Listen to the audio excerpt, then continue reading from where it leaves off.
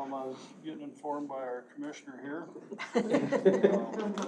We'll call the July 20th EDA meeting to order. I'd be looking for an approval of today's agenda. Make a motion to approve the agenda. I'll second. Motion and a second, all in favor? Aye. And opposed. I'd also be looking for a motion to approve the June 15th county EDA meeting minutes. I'll make the motion to approve the. All right, we have a motion. Second. All kinds of seconds, all in favor? Aye. And opposed. All right, great. Well, according to the agenda, it looks like my work is done, and I can turn it over to Jessica to take us home. I'll kick it off real quick. As we were going through the strategic plan, which the board did approve, so it's official now, our strategic plan. The federal EDA district came up a number of times and a lot of questions were asked. What does that mean? So we're gonna explain what it means today, what our history is, and how much effort you want us to put into that going forward. So with that, I'll send it over to Jessica. Yeah. All right. I'm gonna stand up so I can start this. That one.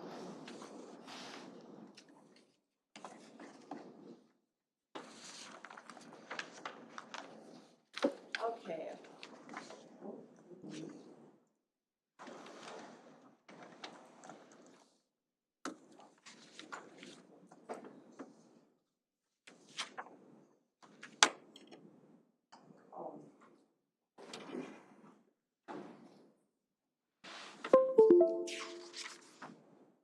All right, so I'll start off just by talking about like kind of what's in place right now.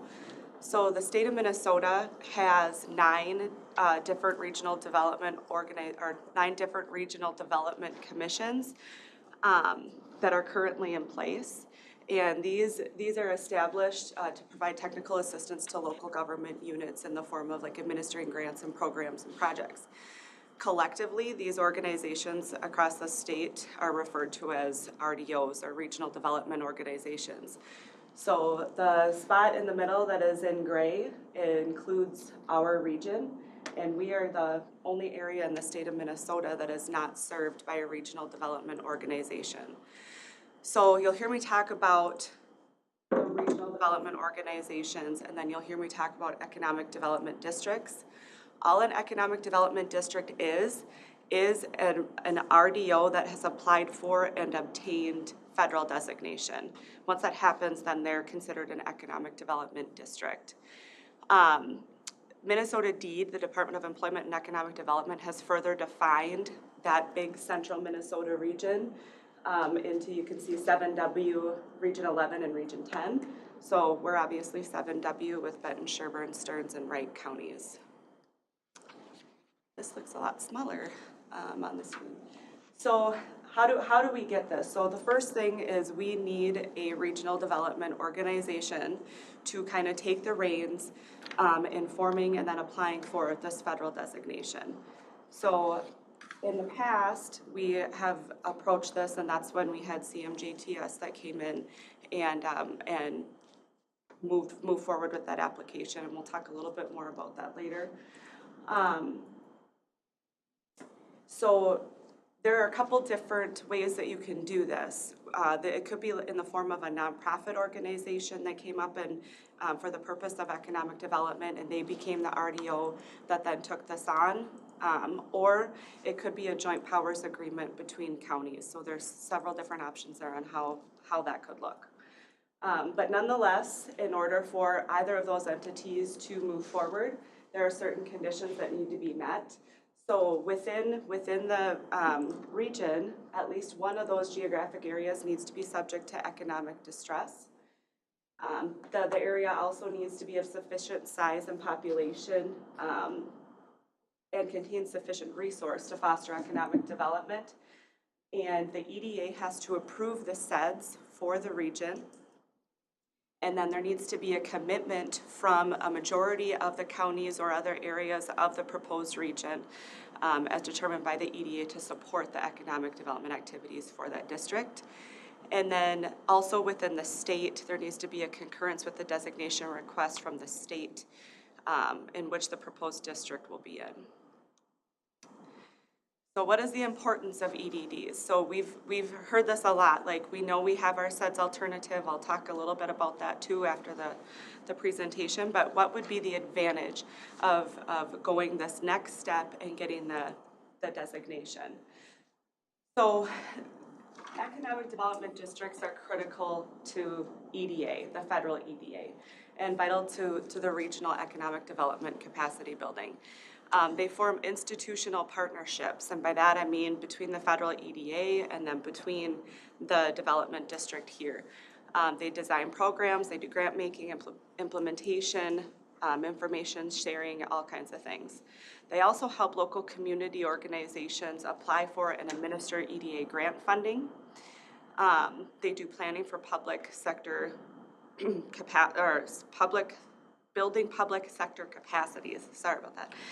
And there is a much higher level of federal EDA investment in designated areas. So 73% of projects that are funded are funded in designated areas from the EDA, the federal EDA. So this was kind of eye-opening to me. This is off of a federal EDA presentation.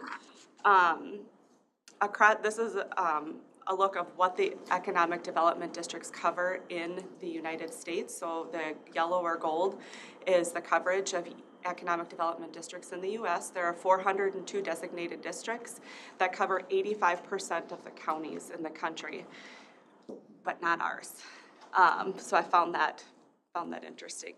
As part of having an economic development district, you get an annual grant, or they will apply for and receive an annual grant of $70,000 to help support that organization in the development and implementation of the SEDS plan. So these are impacts, just sample impacts in Minnesota that were made by RDOs. So that first map that had all the different regional development organizations, these are some of the dollars that they've been able to leverage. And this is not an extensive list. I really just pulled a few of their larger projects. Kathy's here too to talk about the St. Cloud project. So our region has received money in the past, but it hasn't been at a great percentage. But Kathy, if you want to talk about the projects we have gotten. Kathy from the City of St. Cloud Economic Development. Following the announcement of Electrolux's closure back in 2018, several of the congressional representatives brought in federal EDA representatives and encouraged that we apply for a federal EDA grant because we would meet the distress qualifications. And in the past, we didn't meet the distress because of income and unemployment rates were too low in our region, in our area. And so we did do an application for an economic recovery grant, and the economic recovery just really allowed us to contract with an economic development professional who would work with us for a 2-year project on doing a target industry analysis, doing an aggressive business retention expansion program, particularly to those companies that are headquartered outside of the state of Minnesota, and in St. Cloud we have several, and any combination of those could be the next Electrolux. It was also designed to assist us in continuing our conversations with the company about the reuse and redevelopment of the property, because it's 1 million square feet and over 40 acres in size in the middle of our city. And then the fourth component was working with our local higher education institutions to be able to also apply for federal grant funds to kind of mobilize advanced training systems in order to address and mitigate some of the unemployment impacts coming out of, losing 700 workers in that 2-year period. And as a result, our coordinator assisted St. Cloud Technical and Community College in applying for a federal grant, which they were also successful in. And so we actually received 2. So a little over $100,000 for the city to operate that 2-year recovery program, and then St. Cloud Tech Community College received about a $2.5 million grant to build an advanced manufacturing lab. So, but those were, again, one-offs as a result of the economic distress created by the unemployment impacts. But certainly, you know, we have been successful in the past, and it would be great if our region could certainly be able to tap into more of those resources. Question, would we qualify because we are being impacted by Xcel Energy and their closure of? Yeah, and it was highlighted in our SEDS plan, so that is one of the major challenges our region faces. Okay, And we'll talk more about the SEDS plan in a little bit here, because I know we've mentioned that a couple times today, so we'll explain what that really is. and so far, because we don't have a SEDS, we have not been able to explore that. We have a SEDS, we don't have an economic development district, which opens up even more doors for federal funding. And you guys had an economic development district? No, we had a situation of distress that allows us to apply without having that district in place. So they have that exception to the rule when there is a large unemployment or a large layoff or closure that happens. I'm just curious if it's gonna take a while, I think, to get something like this up and off the ground. The next slide, we're gonna talk about some of the challenges. And can we do something like what they did? We can, and we have applied for federal grants and been denied so far, unfortunately, in Becker. Thank you. So services typically provided by RDOs. This is not an extensive list. I mean, they really do a lot of things. I would say one of the main things is grant writing assistance, application for those grants, and then administration of those grants. But they also do play a part in several other economic development activities.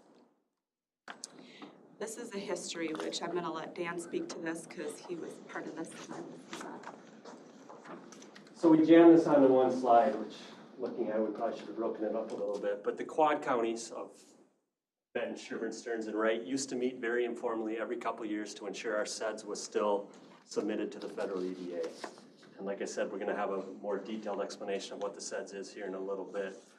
But that was the only reason we continue to do it, is so opportunities like Kathy's would have some federal funding opportunities. We wanted to create a federal district. At that time, when we met in 16, we thought it'd be a great idea. Central Minnesota Jobs and Training said they could be our host organization. So we met with federal EDA back in 2016. They were very supportive of CMJTS. They wanted us to move forward.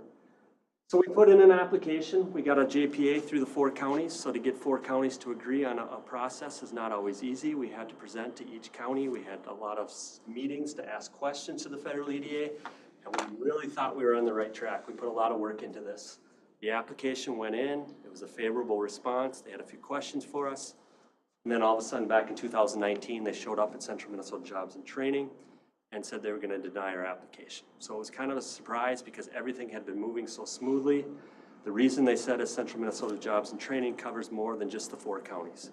We need an organization that only covers our 4 counties, and there isn't one.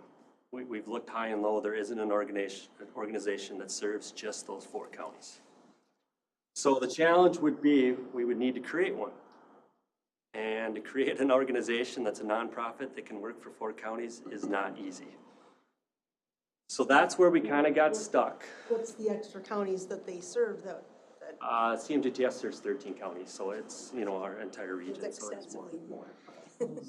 So we kept bumping her. We thought Greater St. Cloud Development Corporation could be the organization. They don't serve Wright County. So there was always little hurdles like that there just wasn't one that only focused on the 4 counties. So at that time, we were very disappointed. We had put a lot of work, a lot of resources. Initiative Foundation paid for a lot of our staff time and our meetings, so we at least got some funding back. But we lost some equity politically because we had told all the commissioners that this process would work. So we were very, very disappointed to find out that it was denied. Yeah. Do we have to stick with the 4? Is there an organization that would serve 3 of the 4? As Jessica mentioned, all you need for a district is to have the majority of the counties participate. Okay. So if one of the counties said we're not interested, the other 3 could still move on. As staff, it was very, very disheartening to put this much work into something and have it just kiboshed at the last second. So we dissolved the JPA. Like I said, we lost a little political capital because we had promised that this would work. We were told this would work, and then to have us kind of cut off was very, very hard at the time. So we dropped it. We weren't going to do it again. Obviously, new blood comes into the county. Jessica, we had to update our SEDS plan. She brings energy to the job. Why are we not looking at this? It doesn't sound that hard. So there is a little history, but we do have, you see the cities here, we're involved in updating the SEDS back in 2022. We did have a meeting where we all met. I think we have actually, no, we're not there. I thought I had a photo in there. But we met last year, we got the SEDS in, so we still are eligible for funding like Kathy's where there's distress. We could apply for money in Becker because of the energy transition. But it's closing a lot of doors on other grants that might be available. One example would be the bridge. We talked about that project with EDA. It won't fit because there's no actual jobs tied to it. We all know that it would lead to extra jobs, but we have nothing in the hopper that directly ties in. And if we had an economic development district, we'd have a lot more flexibility with applications like that. So we're the first county to kick this off. We wanted to see if there was any desire to try this process again. We do have representatives from other counties that are interested to see how today goes. They would then talk to their EDAs to see if they'd want to move forward. But like I said, we put months and months of work. Federal EDA applications are not easy to fill out. It's not something you can do in a day. They take months to fill out. CMJTS actually hired a person specifically to fill this application out because you need to have a lot of public engagement to get feedback from all 4 counties on multiple pillars. So I'm sounding really negative right now because I know how disappointed I was at that time.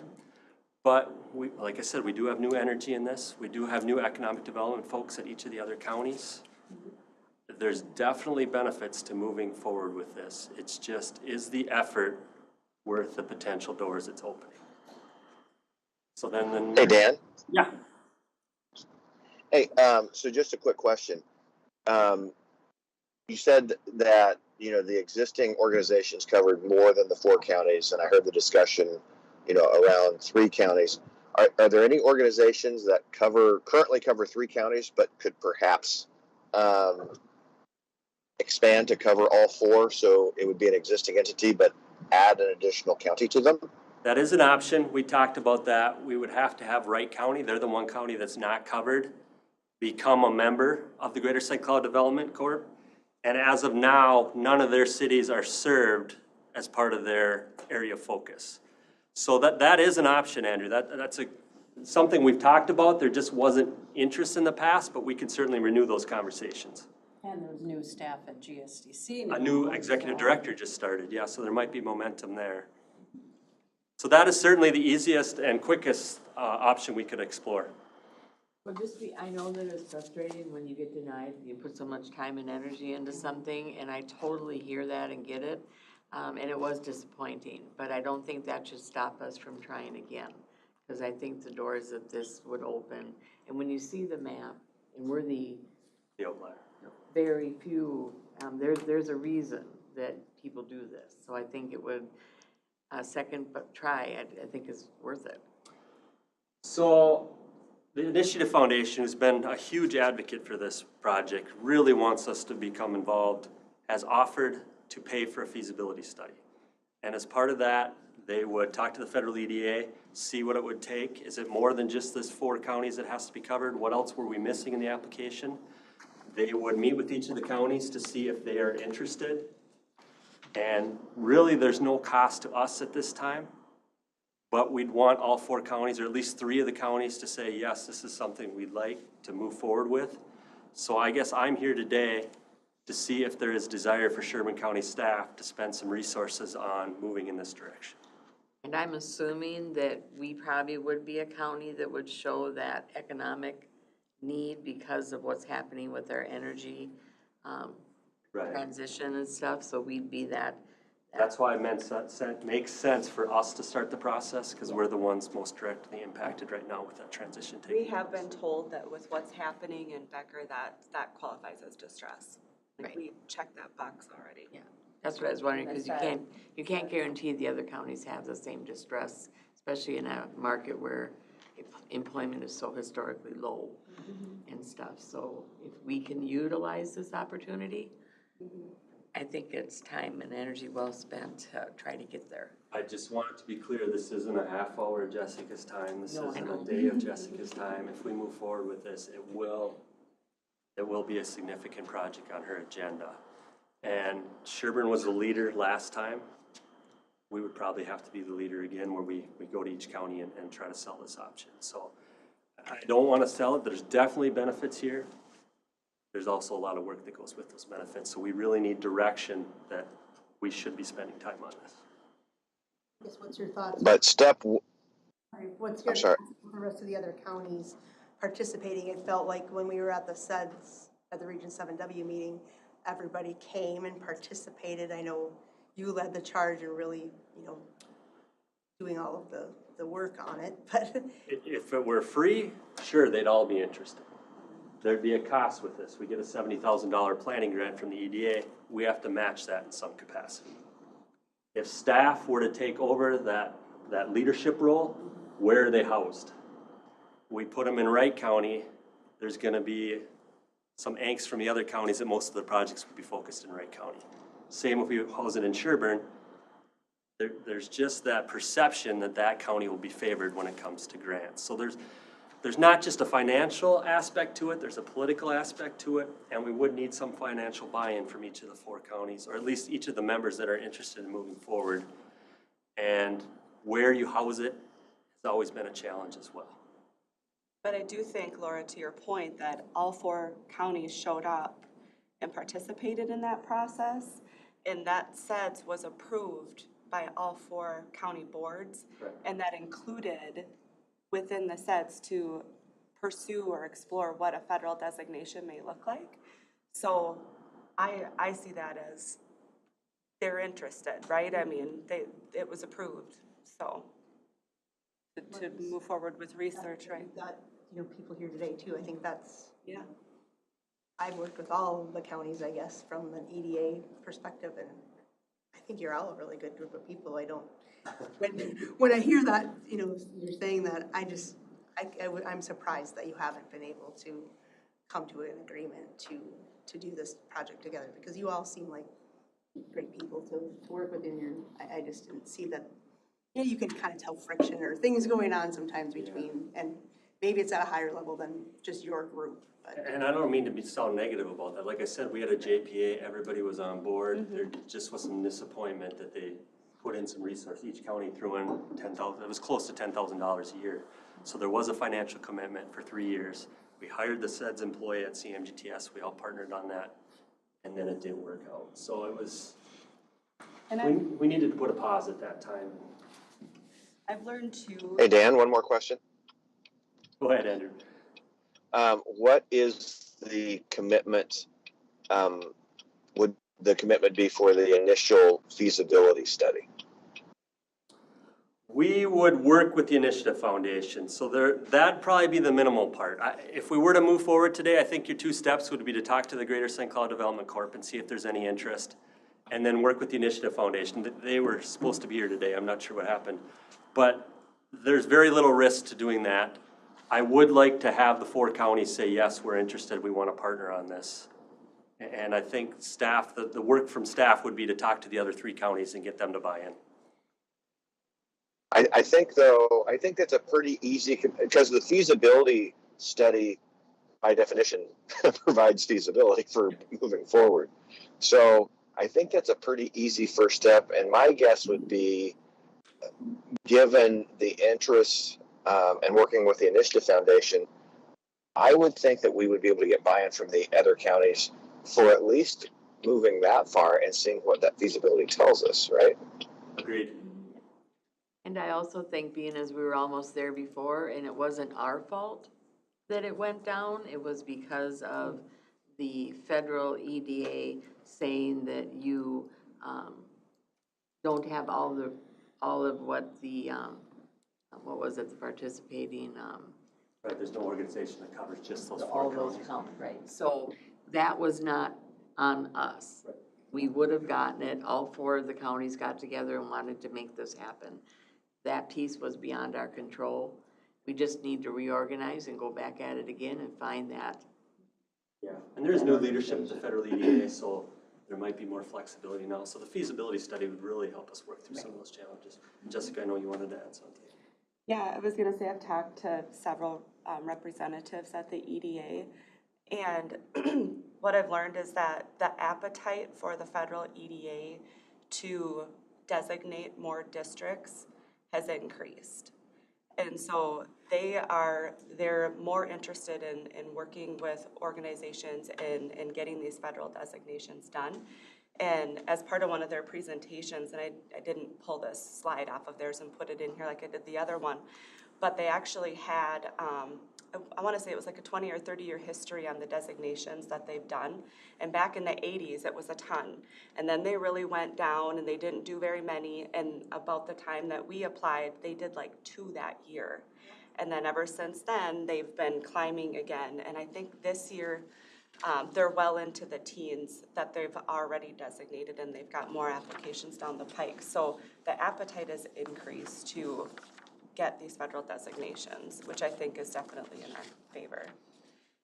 And we partnered before with these counties, and we've always had good relationships and good partnerships, and so I would not expect this to be any different.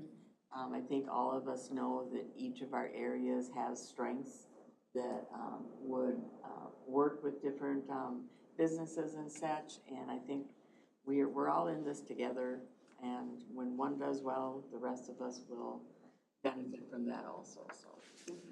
Kathy, did you want to add anything? I know you've been part of this whole process.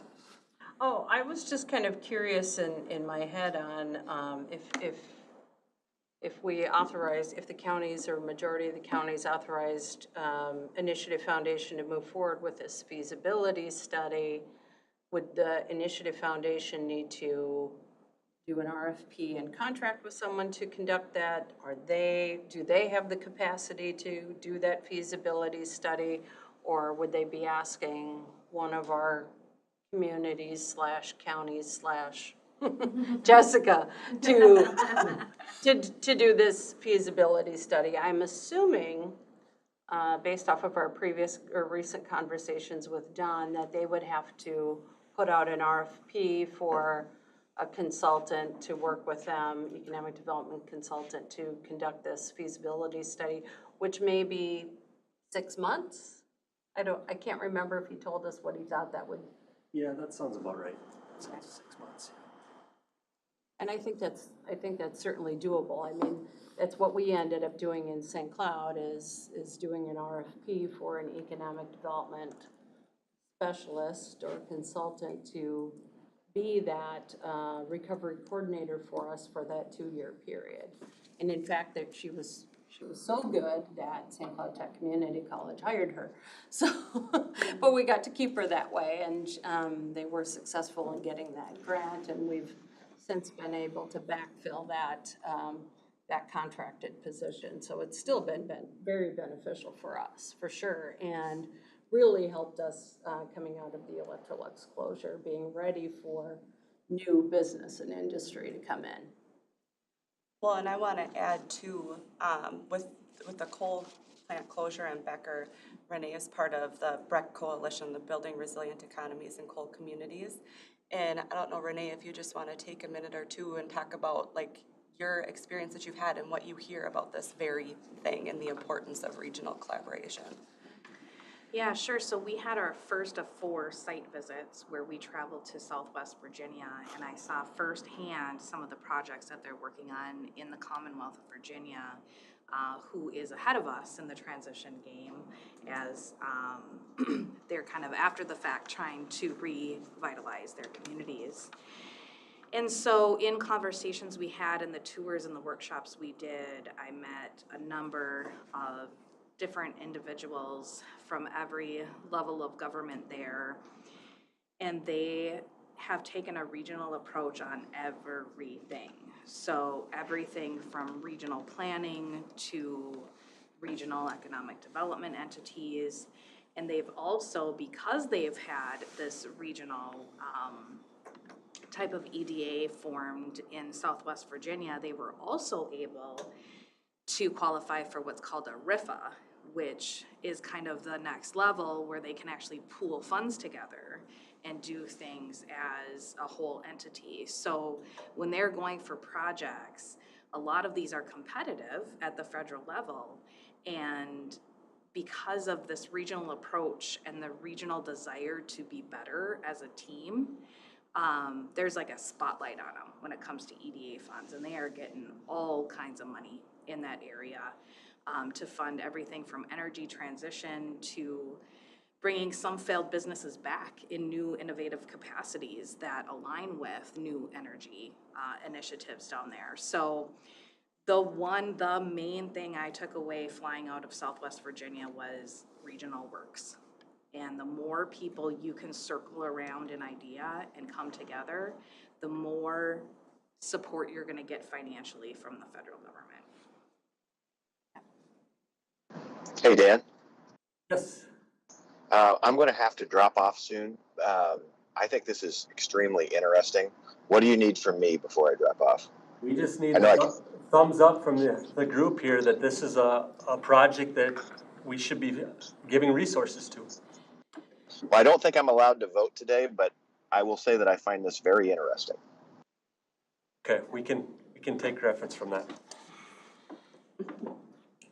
Thank you. Safe travels. Thanks much. Couple of quick questions. So, how is this staffed, going forward? Let's say the designation was granted, so there's continual work that goes on, and you were referencing where it's actually housed, which I think that can be worked around a little bit, but, is there actually full-time staff put in place just to execute? That'd be part of the EDO? feasibility study, that we have the potential EDD structure, what that would look like. So they'd have to do some research on how we could do that without hiring a staff would obviously be our preference, but if it's a necessary step, we would get matching dollars, and how we match that would be part of the study as well. Hopefully just staff time, existing staff time could qualify as that match. And with the federal dollars, assuming there again that the designation is granted and this is off and running and we're getting a $70,000 a year automatic and then some, are there mandates attached to these federal dollars that come with these grants? I'm sure there's a contract we'd have to sign, and there would be some parameters we would have to follow. It'd be interesting to know what those might Absolutely, be. absolutely. Usually it's a reporting requirement, and it's a reimbursement basis on the draws. So you have to submit your costs or invoices, and CMJTS should be able to help us. Or Initiative Foundation. Or Initiative Foundation, but CMJTS obviously has done that in the past, and some of their people are still there. Sure. And the reporting restriction or requirements, aren't a concern. We all do that to the federal government, right? But it's more of, are there designated uses for the grants that are being pushed more than others? Is there a possible agenda here that's coming along with this money steering regions in certain areas instead of what we feel is economic growth? So, And that should be a scope of the feasibility study, is to find out what area do they really want us to focus on. the feasibility study is a requirement moving forward. It's not a requirement, But it's a in possible next step if we want to keep this moving. So in your opinion, it's an important step, or can we do it without the feasibility study? Having gone through the process once, and I'm assuming if you didn't think this was warranted or a need, we wouldn't be sitting here talking about it. So I would say that it's an important component to demonstrate the need, because in conversations that I've had with the federal EDA, since we don't have an existing organization to do this, because there are existing, there may be an area that has a regional development organization and just has not applied for the federal designation. But since we're really starting from square one, there isn't that relationship that's been built. And so we need to demonstrate that there's a need for this in our area and that would just put more stock in our application for our designation. So it's not necessarily a feasibility study trying to figure out whether we need this, or whether we want this. It's more of just, putting more arrows in our quiver when we present to the federal I government. think it's a little bit of both, yep, And showing. yep. I mean, you Proving can, the need. yeah, well, you can study shit to death, that's why I ask. We I could be in don't, perpetual feasibility studies from now till forever. and I don't disagree, but when you're dealing with the federal government and even the state, they put value in those processes because we can say every day, hey, we know we need a I bridge, understand. but guess what we're gonna do? A feasibility study to prove we need a bridge. I think it would also bring our information current, right? Like I look at that timeline and I think the first one started in 2016. So I think about how much our communities have changed since 2016. So now we can really bring attention to the energy transition in Becker and other things in other communities that would up our need from last time. I think the hardship with COVID and the road construction and, you know, the timing of it seems like favorable. Yeah. All right. I think the feasibility study also lends that neutrality to the process, especially when you're needing to still get majority of 4 counties on board. Not that we think any of them are against this, but at least the research around the best options for what that organization and structure looks like has been researched by an entity like the Initiative Foundation that provides that neutral balance and that neutral recommendation. And I think that will mean more in the political success moving forward. But we have to jump through the hoops. And hopefully it That's can be a really short process. Hopefully it's less than 6 months. Maybe they can do it in 3. We just need, I think that the capacity of a person to do that research, have those critical conversations. There's a change of players, as we mentioned, both the county levels as well as some of these organizations, and someone who can have those conversations and bring those recommendations forward. Hopefully it takes 6 months or less. Okay. Any other questions regarding this, or is there a formal vote on this, or? No, just looking for consensus, if you want us to keep, it's in our strategic plan, there's questions of why it's there. We wanted to make sure it was still a priority. Well, one last question, and it does revolve staff, because, so evidently, Jessica, you think this is, very important. But you also know that at least initially, the time, effort, and energy is gonna be placed on you. Do you have capacity for this with your 75 business retention meetings a month? A month. I first said that. I think that was for the year. Things like that. Yeah. I mean, do you realistically have capacity to execute this, maybe now that the strategic plan is, the initial setup is done, but is that gonna take away from? Well, I don't think this is gonna be a one-person show. I mean, this feasibility study will be conducted through the Initiative Foundation, which may require input from all of us, I'm assuming. It won't just be me. And then Not doing the physical work, but I mean, you are setting yourself up to be the lead on this, and initially going in, obviously. Yeah. Presentations, putting together the presentations to the other entities, approaching them, making the contacts. Well, and I would say that's where the guidance from the EDA would come in, like, is this one of the, it is one of our areas of focus.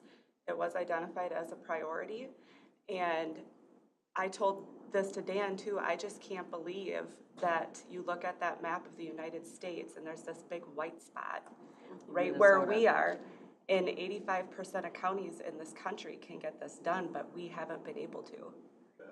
I think that answers my question. Time aside, let's. Yes. I'm not gonna be the one to say no at this point. She likes a challenge. I think we're good. Are we in agreement here that this is something to move to the next step? General head nods. I would say yes. All right, perfect. Besides, I already wrote it in my notes that we supported it. Don't make me scratch it out. All right, so then you wanna talk a little bit about the SEDS?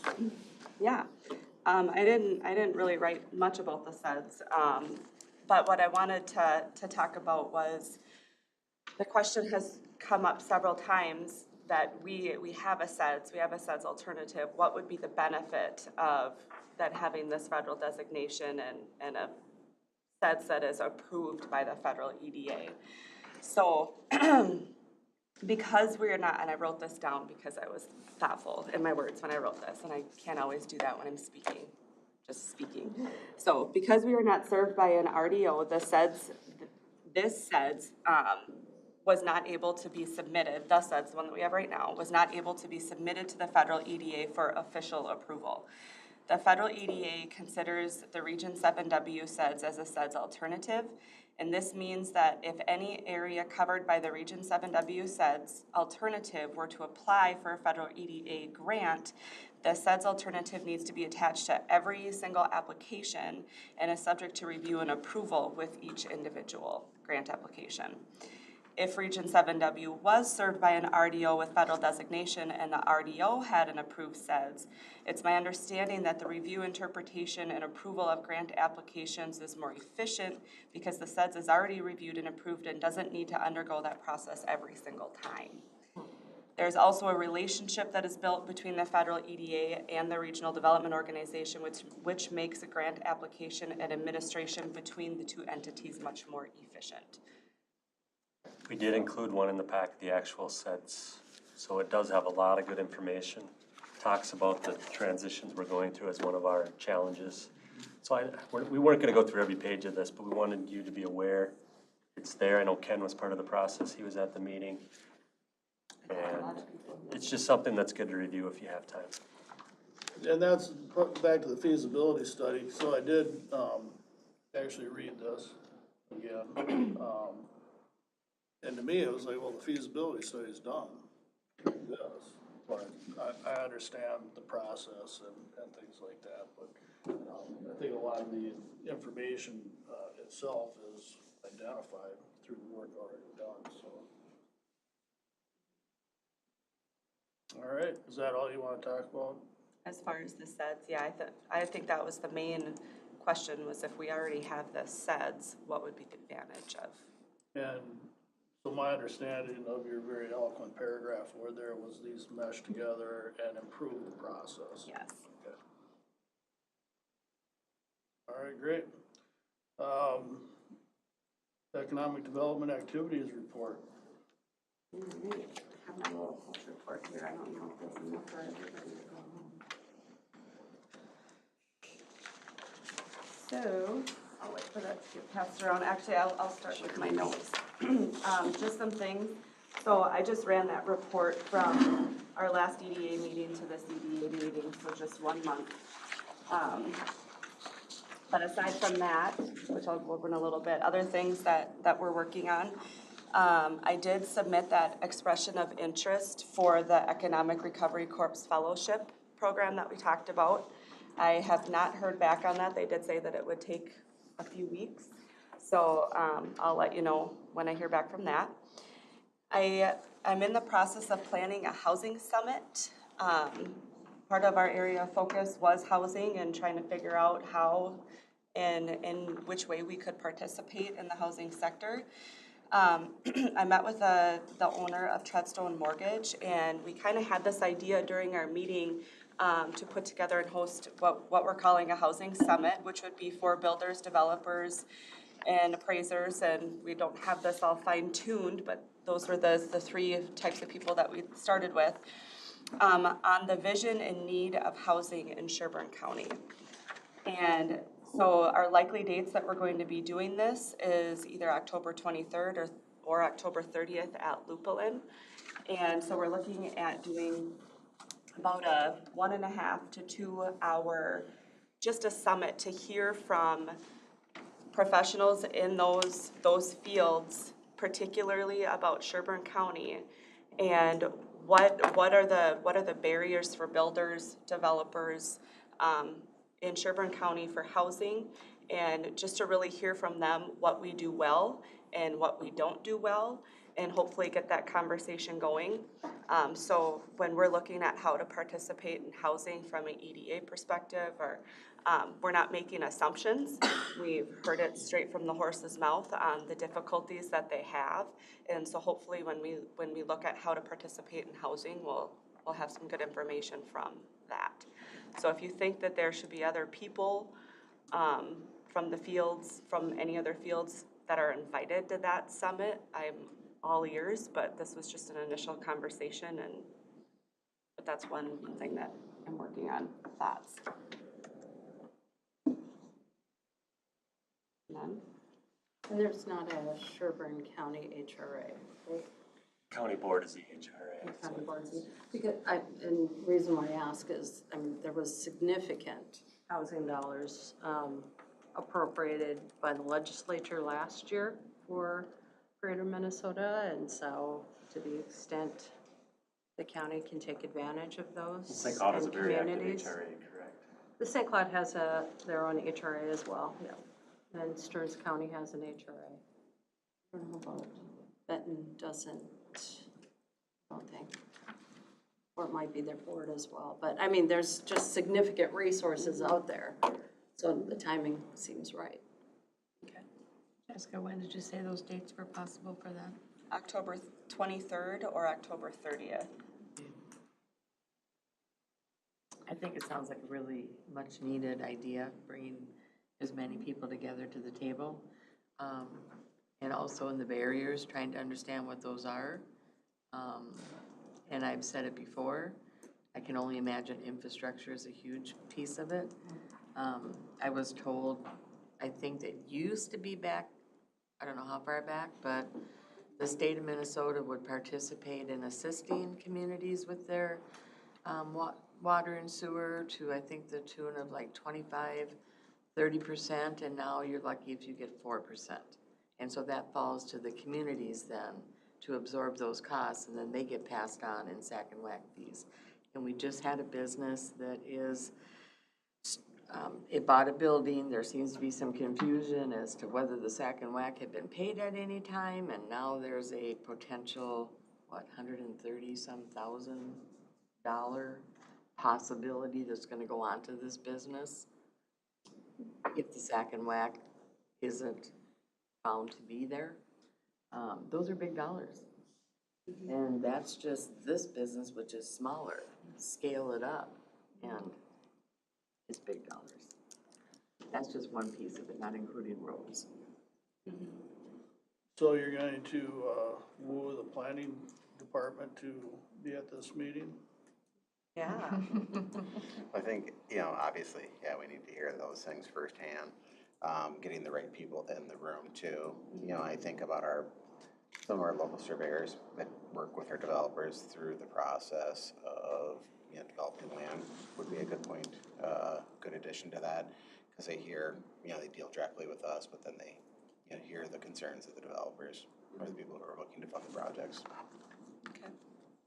And if we all know where land costs have gone on top of it, it's through the roof just to buy a piece of property to develop. That's probably the cheap part. That's still really expensive. Not if you can get enough lots on the property. True. All So right. density has become popular. All right. What do you got next? Next item. I also met with a business owner in Elk River, and she owns Rogav Solutions, and they work with data centers. They're a data center solution company in Elk River. So we had a meeting and we discussed what type of data centers we should be focusing on attracting here. She noticed that we have several properties that are marketed for data centers. And so what her company does is they go out and they go out all over, but they provide anything that you could imagine in a data center. They install it, they service it, they have parts, they have all that stuff. And so, of course, their interest is in getting more data centers to Sherburne County.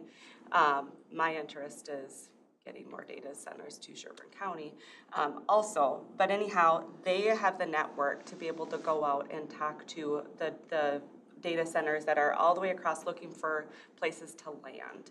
And so we had this idea that we were gonna work together and look at the properties that we have that we're marketing for data centers and the max capacities of all the utilities that could be brought to that property, so that when she's out, she can then market our area for us and with us to attract the appropriate type of data centers. Because there are data centers that are really high-end users. There are different tiers. She spoke a different language than I know how to speak, but we don't have the capacity to serve every data center, okay? We have the capacity to serve a certain tier of data center. And so to narrow down and figure out exactly what that is so we can have a more targeted recruiting effort and then help leverage her network is something that we're also working on.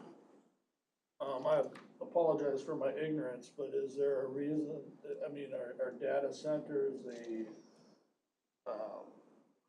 higher level want in our community than other businesses? Is there a reason we're targeting them? Is there a higher economic benefit to data centers than, say, a machine shop?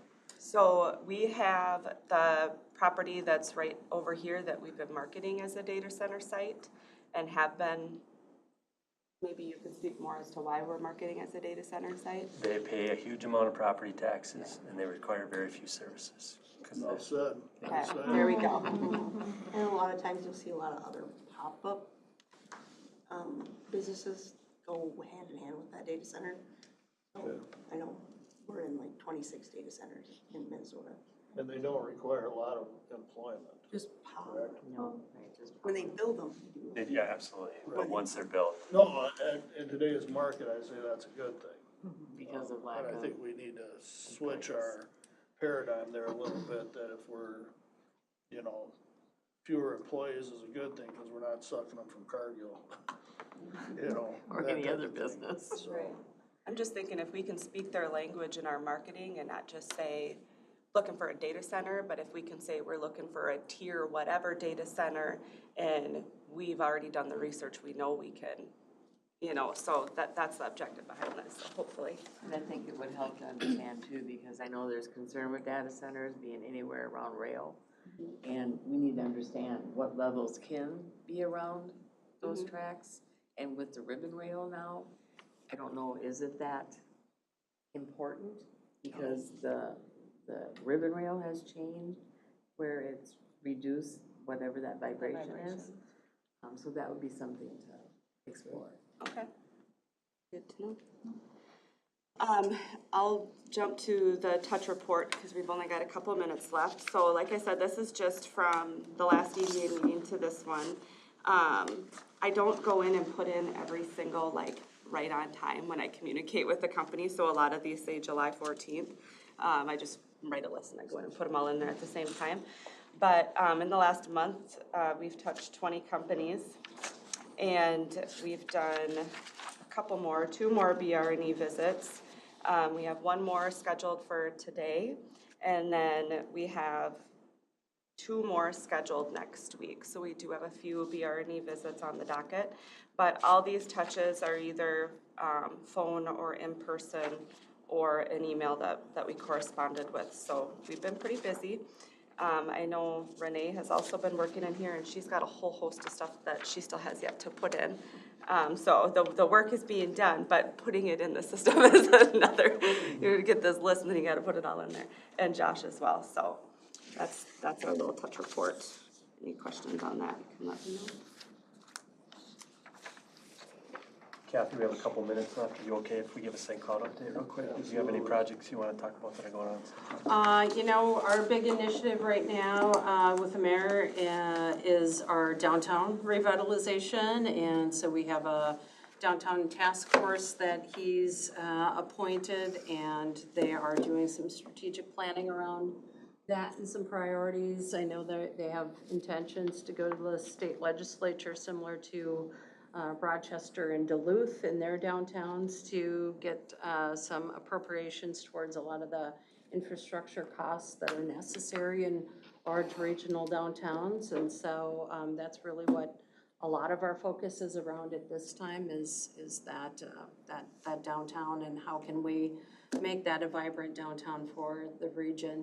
Working with Centricare, obviously, and their work that they're bringing a U of M medical school to St. Cloud. They've got some legislative funding last year for that. I know they're going back for some more in this next year, but those are some of our priorities. Airport Business Park, that's right on the border with Sherburne County and Benton County, and that's one of our city-owned business parks. We're doing some strategic planning there because I-94 Business Park is largely built out. And until those farmers and the adjacent properties are ready to sell, we don't have a way to position that property. So those are some of our priorities at this time in St. Cloud. But kudos to Sherburne County Economic Development staff. You've really been a great partner and lead in this federal EDA initiative and the SEDS, and we really appreciate that partnership. If not for you, we couldn't have been successful in those grant applications. So any way we can help and be a resource back, that would be great. So, thanks. Quick question, is there, are you following what we're seeing in the news in regards to the potential foreclosing on the mall, Crossroads? Yes, the mayor and I are scheduling a meeting with the mall manager, but they've been kind of tight-lipped about the whole process until now. I'm not sure what kind of resources the city can necessarily bring to bear in that private situation that's going on, but you know, it's, if it happens. yeah, it certainly is. And what we're seeing in the Twin Cities metro area with a lot of the malls is they're repurposing, and they're really taking advantage of that opportunity in the market to bring experiential retail to their developments and to their malls, whether it's adding housing, adding grocery, adding something that attracts and brings people, pickleball being the newest one, I guess. And we're not seeing that level of investment from the current ownership. Now, granted, they can't because they can't even pay the bank bill. So I think it really needs to be positioned for a new buyer who is willing to put that change and level of investment back into that mall. And So that would be a welcome process, probably. yeah, with yeah, a more of positive an result. attraction for a potential investor to come in, and a partnership with the city about the potential land uses that could come What's unique is adjacent it's to the mall. partly in Wade Park, partly in St. Cloud as well. Yeah, there's a very small part in Wade Park, in the food court, I think, is Wade Park. Okay. They can have a food court. Although they do get the food tax for that. And Shields is partly, Yeah, there might be a small portion of Shields in their last expansion, yeah. So yeah, it's something we're watching for, certainly. You know, no different than downtown, those environments have changed significantly, and they have to adapt to the changing marketplace. Big boxes have changed significantly. My 17-year-old only buys online. She's perfectly comfortable not trying on clothes and touching them. I am not, so we'll see. We'll bring back updates as we learn more. Well, thank you, I appreciate that. Hopefully, we're not relying on pickleball to carry our commercial real estate needs, but if that's what we're down to. If there's nothing else, I'll entertain a motion to adjourn. Maybe we can get on a few words. we're all wrapped up. You wanna, it's 8:30. I think it's. Oh, I have 9:30. I was just thinking that when I looked at the calendar, I'm like, wow. We talked about the feasibility study. You just want to talk about the Initiative Foundation's role real quick? Sure. My apologies, No I problem. had it down wrong. Don Hickman, interim manager for our president for the Initiative Foundation. My apologies, I had the appointment wrong. If the counties want to proceed with exploring the establishment of a regional development commission, we would front the money for the feasibility analysis that the Economic Development Administration would want to see to prove you have special needs. You probably don't qualify based on income, but you probably do based on special needs. So that would get us started. The other key thing that they have shared with us repeatedly is they'd want to know that there's sincere commitment from all 4 counties, that there needs to be local leadership. So I can go forward with that without knowing whether all 4 counties are in. We would not be seriously considered unless all 4 counties were in. The timeline came up. Do you know how long a feasibility study would take? So we would need to write an RFP and award it through public bidding. I've several times requested if they have a template RFP, because this has been done before. We don't need to invent the wheel. I've not gotten a good answer. Realistically, I think 6 months is the fastest it could possibly be completed. Part of my interest, and Dan may have shared this with you, but there's so much money coming out in the next 18 months, I'm in a bit of a toot. That said, you shouldn't do it just because there's an opportunity to grab the money. You should do it because you see it would give you additional capacity for the long haul. Don't make a rash decision just because of current politics. Do it because you believe it's right for your county. But I've got the money now and have been pushing them. How fast could we go if things fall our way? And the answer was 6 months is the fastest EDA could move before they would approve it. And we could be going down both trails simultaneously. I could initiate the feasibility study, get it awarded, have a couple vendors, folks known to you that would logically consider bidding on it, and we would be convening local leaders saying, would you consider this even without knowing the outcome of the feasibility? Do you see it as an opportunity or advantage to your counties? And I think in discussing that, we felt that being as we had tried before, Yes. and we all came together, but then we were denied because of the extra counties by going through Central Minnesota Jobs and Training, and that was prior to all this extra money that I know is gonna be out there. So we are committed to wanting to see that happen for our 4 counties. You know, it's a very interesting question because trying to be tactful but candid here, I've been assured that was not the reason for denial. Okay. Even though everyone I've ever spoken to who was present says that was the reason they were given. I was told that the application was never formally submitted. Which we have proof. Okay. And so, you know, there's a million models we could do, and there's nothing to. Sorry, Jessica. There's a lot of inconsistency. There's a lot of inconsistency, some of which has had to do with different federal staff, each with a different perception. Some has been not documented. Some was who was in the room when it happened. I mean, there's reason for different perceptions. That said, I offered as one model, could the Initiative Foundation create a subsidiary of local board leadership, but we'd offer the back office support. We would house you. We would provide in-kind services to get it on its feet. The answer was absolutely, we'd be thrilled. And I think one of the reasons the current federal representative was intrigued is we are also a community development financial institution with robust accounting services. So a natural ally. And I said, no, wait a minute. I thought Central Minnesota Jobs and Training Services was turned down. Oh, no. Doesn't matter. As long as the leadership, the board, the direction represents those 4 counties, you'd be okay. And so, to me, as a model, that would be an option. I said, could we just say, does it even need to be an incorporated 501c3?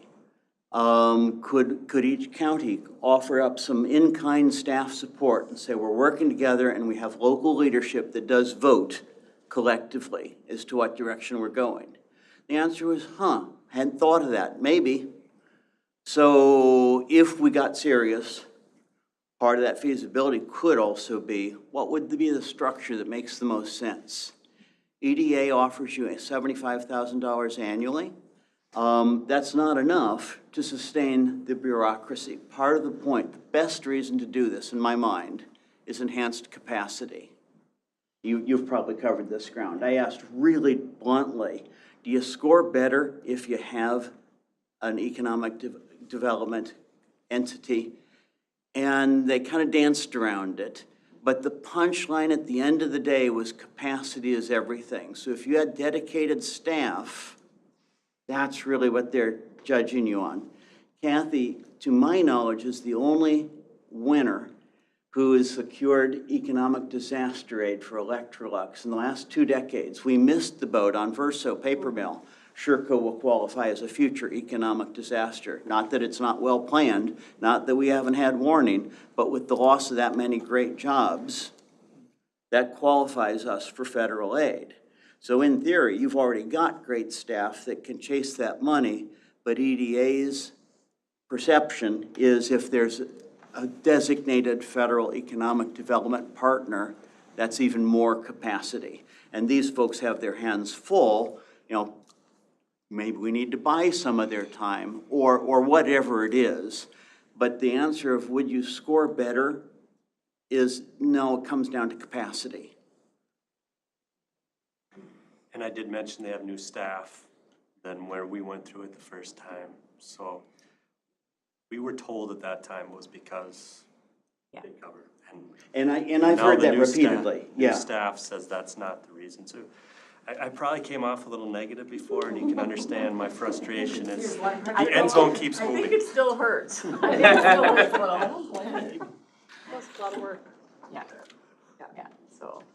Don, question, is it possible, you had mentioned during this feasibility study at the same time you could be essentially positioning counties for that approval or entertaining counties for that approval. Is it possible that we could also be positioning that application? Yes. Because it sounds like, that's a lot of work. Perhaps there is a model to start with from CMJTS. We just need to, clean it up and refine it for the new board structure, new entity, whatever it may be, or what that will look like. But that might be able to also save us some time. I would just want a strong signal from the majority of counties that we're pretty serious. We really do. Before we do that. 'Cause I hate to spend the time or money because we've all got stuff to do unless you really see it as a strategic advantage for all 4 counties. I have the money now to get it going, and ironically, the fellow who was our intern, who's now been recalled to Wisconsin, when I said I'd pay for the feasibility, his jaw dropped because he said, I'll pay for the feasibility. I have grants, but you can't get it for 4 or 5 months. There's federal government doesn't move quickly. But he said, if you'd start this, that just reflects well on you all the more down the path. So he was really excited about this. That said, do the right thing, don't do the fast thing. So just want you all to reflect if it's worth your trouble. We got the thumbs up already. Okay? Yeah. Okay? So, and so, again, I'm sure you confess that you're also my board of trustees, thus my boss. We know that though. Okay, all right. Well, it's good to be full disclosure. This was the first formal outreach to any of the 4 counties. I will make a point to now say, you've spoken. How about the others? We'll presumably have an almost identical conversation. Dan, I think, has probably been more personally, as you were teasing him, frustrated, if not burned, by our process. But all of you have walked down this path before. And there's nothing to say that the other counties will be as open-minded or willing to explore the option as you are. It just went to the top of my priorities for the next, shall we say, 2 months. And I'll get back to work on getting an RFP for that feasibility study. And I know that, you know, we do have to get the other 3 counties Yes. to come on board again. But in talking in Jessica's presentation, it's very clear that we stand out as one of the only regions across the country that is not already. And I think that'll resonate with everybody. You're nationally known as the donut hole. That's Well, there's worse things to be nationally known as, but it is rare to not have this resource. This is not a promise, but again, because of the influx of federal funds to support energy transitions and renewable energy, a major funder in the state has indicated they might even provide startup funds for those first 2 or 3 years, so you get your share. And so I'm less worried about the economic impact on the 4 counties, at least in the short term, so much as, is this effective? Is this the best use of your time and staff? And my personal bias is, I'd hate to miss those funds, but that's not the only reason to do this. Economic or natural disaster relief is probably in the long run more important than the short-term influx from the Inflation Reduction Act. All right, well, thank you. I'm glad you made it here. I so apologize for my misunderstanding. That's what happens. It happens. So I'm still entertaining a motion to adjourn. I'll make the motion that we adjourn. Second. All in favor? Aye. Remember, stop by, get your coffee on your way out the door, best in the state. I wonder if I accepted the appointment. It is. In Cleveland.